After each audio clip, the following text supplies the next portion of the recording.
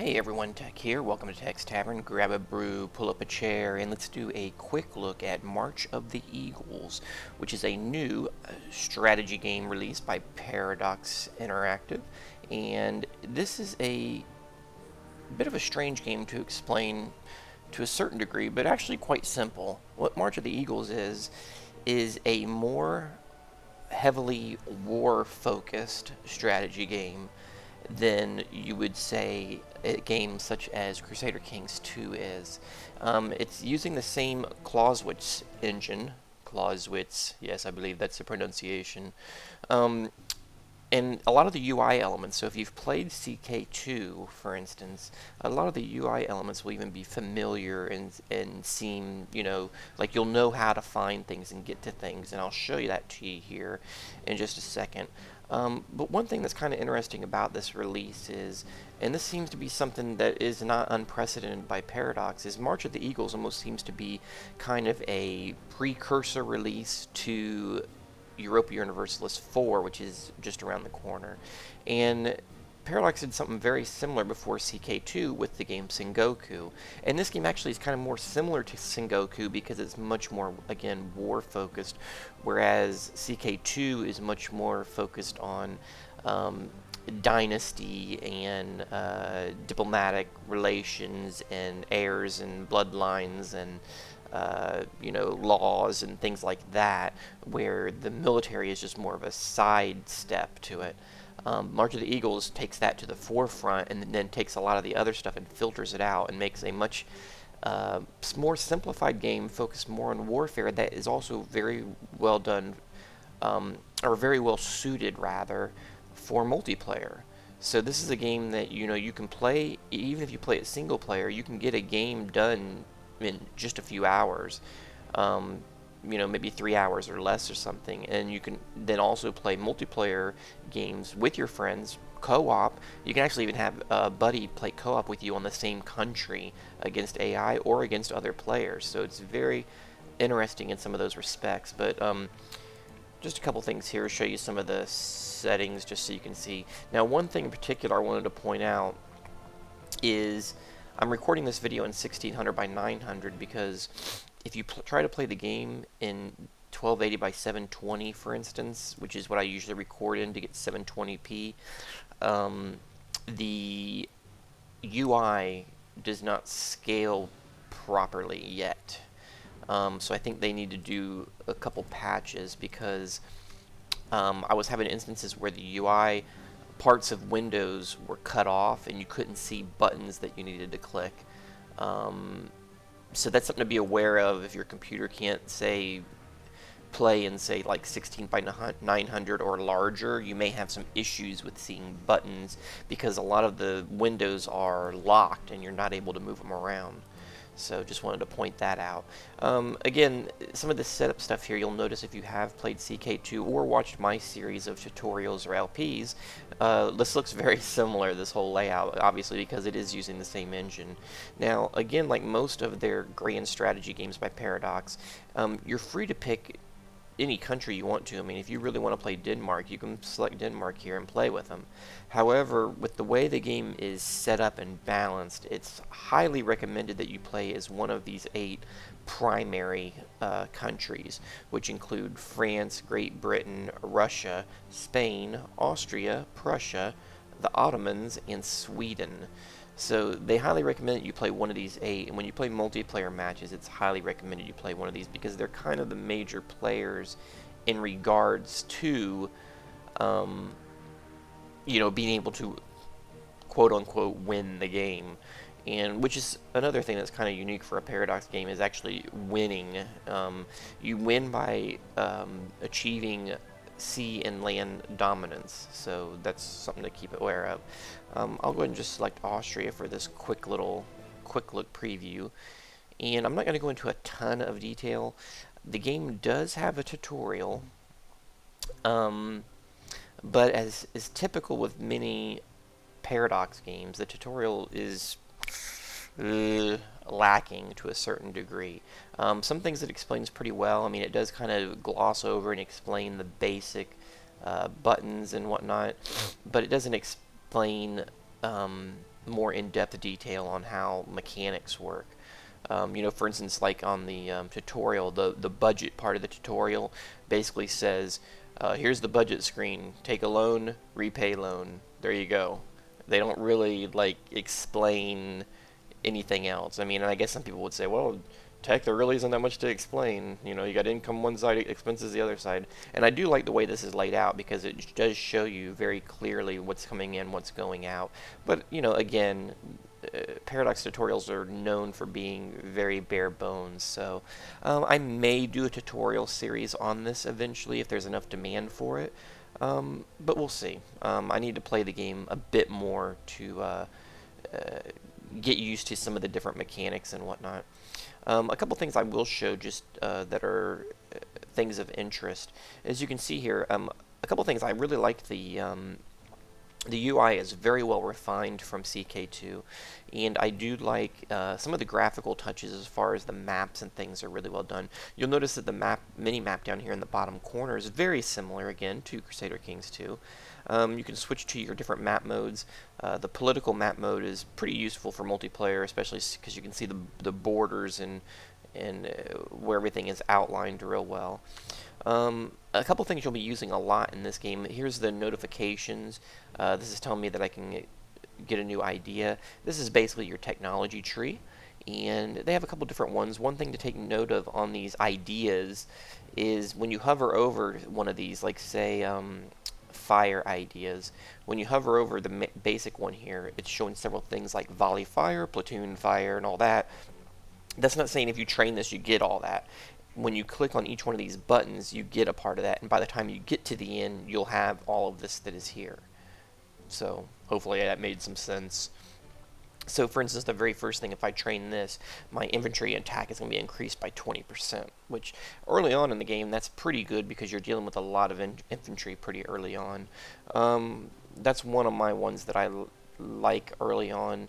Depending on what country you play, maybe production ideas is pretty good. Also, where's the other one? The attrition one is pretty good too for not losing troops in certain areas, especially during winter months. Another thing that's to note on this game is, in comparison to other Paradox strategy games, is the time period of this game is only 15 years. It's from 1805 to 1820, so it's actually a very short time period, which is pretty interesting, really. Again, it's just focusing on that very limited time period, and it's a very, again, war-focused game. So, well, actually, let me go ahead and pick one. We'll pick fire ideas. Now, this currency here that you get, it shows you here that you gain 15 idea points each month, but you can also gain it from fighting battles. So when you fight, whether you win or you lose, you actually will gain ideas. And actually, in a strange way, when you lose, you actually gain more because it's the whole theory of, you learn from your mistakes and defeats more so than you learn from your wins, so to speak. A couple other things I'll just click through here real quick. If you notice here, I can click on my country. It shows any agreements that you have with other countries. Here you can also look at the victory conditions. Now, what this is pretty interesting because it shows here your progress towards dominance in either land or sea.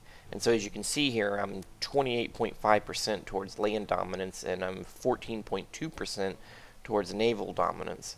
And it's showing you currently who are the current holders, which makes sense. You have France, who has the land dominance, and England, who has the naval dominance. And what this is showing you is basically various objectives, or quote-unquote quests for your side of things to take to work towards what you want to do. And it's denoted here that these are different land objectives and these are different sea objectives, so to speak. So you can look here and see that, let's say for instance, let's say we can control these, which is fine. Oh, this is just showing some of the hints and whatnot. But this is showing, like, for instance, Dresden here. Alright, let's take a look here. Dresden. Okay. So Saxony holds that, and that is one of the objectives that we want to get. It says Dresden is a land dominance objective for us, and Saxony currently controls it. So again, it gives you, Dresden right here.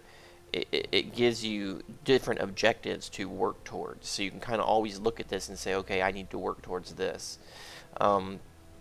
Again, the budget we already kind of looked at. Military is a way you can recruit. There's a lot of recruiting, and I won't go into it because it's pretty complicated. You can either recruit from this menu, or you can recruit to a certain location. So, like for instance, if I know I wanted to get a fleet right here off of Zadar here, or something to that effect, I could go down here and, well, is there not a harbor there? So I guess I can't build there. I need to build a harbor first. So actually in Zadar, what I could do is I could click this and I could build a port. You cannot afford to do this. It costs 500. Okay, so we don't have enough money to do that. We only have 341. But the point is, I could build a harbor there, then build ships right to that specific area. Or you could go into this military view and build, and it will just build and queue it to wherever it's available. So, and then the other big thing is the diplomacy screen. Now, one thing that kind of makes me say to a certain degree this game is somewhat of a precursor to Europa Universalis 4 is, for instance, the way they have this diplomats thing, where you have these diplomats and and you get a certain amount each month, and it controls how many diplomatic actions you can take in a turn. EU3 had some similar things to that in its mechanics, and it's definitely something that you didn't see in, say, CK2 or Sengoku, I don't believe. So it basically allows you to do a certain number of actions. So for instance, if I want to say, let's say, what's a good example?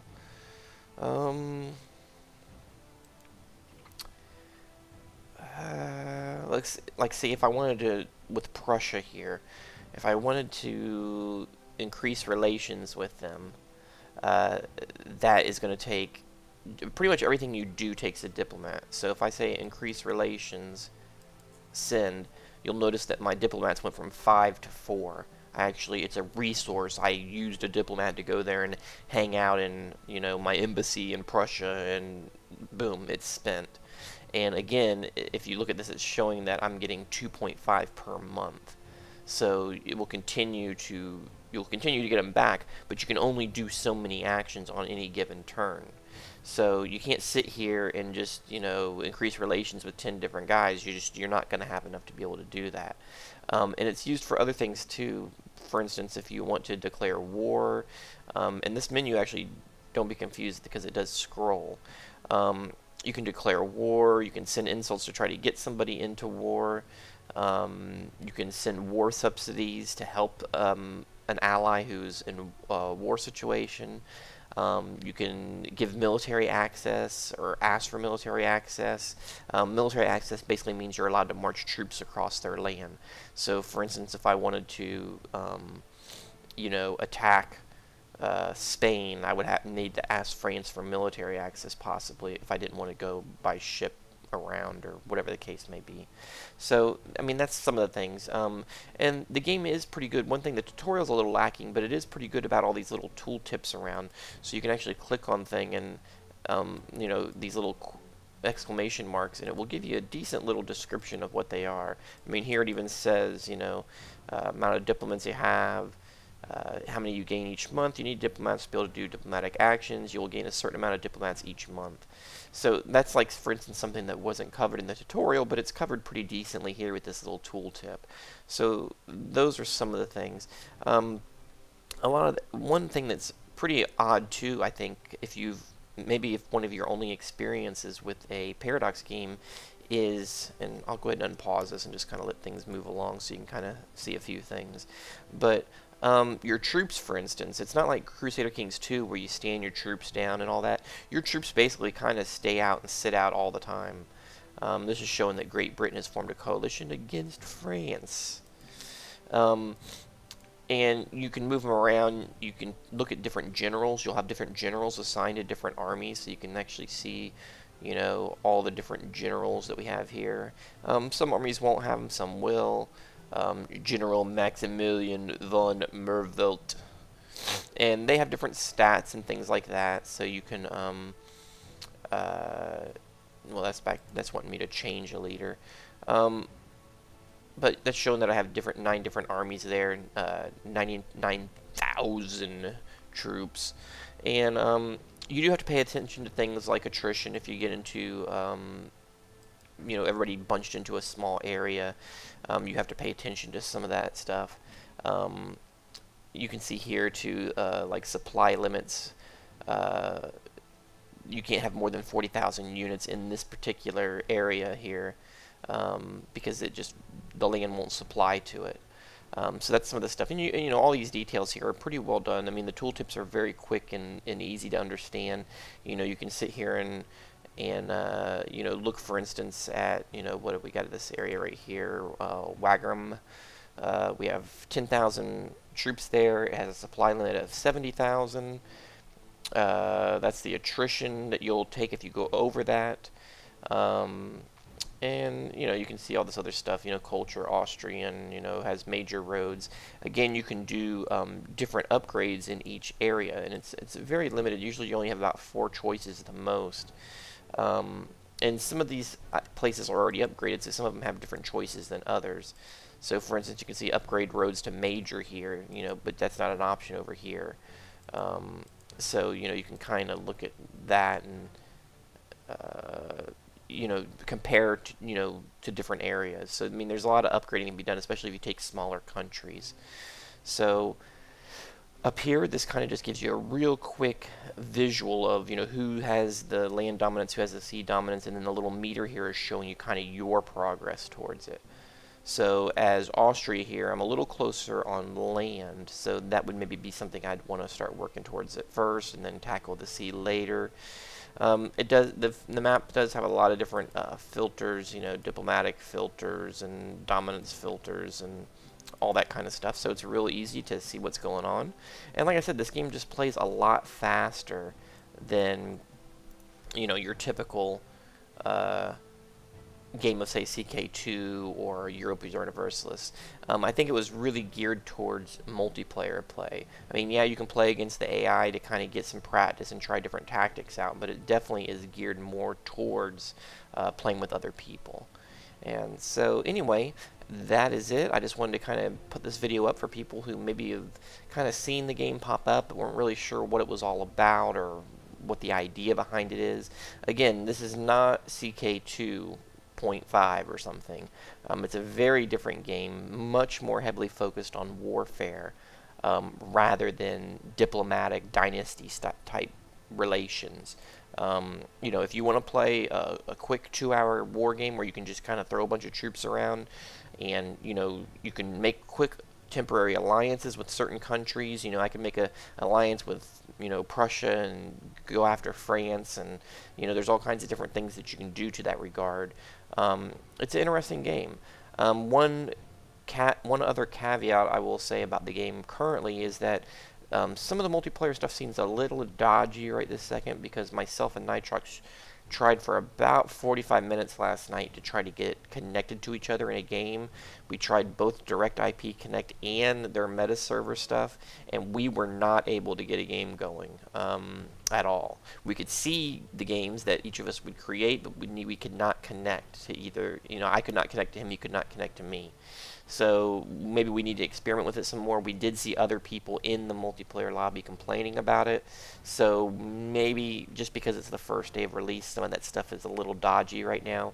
And I'm sure it'll be sorted out pretty quickly, especially since that's a big focus of this game currently.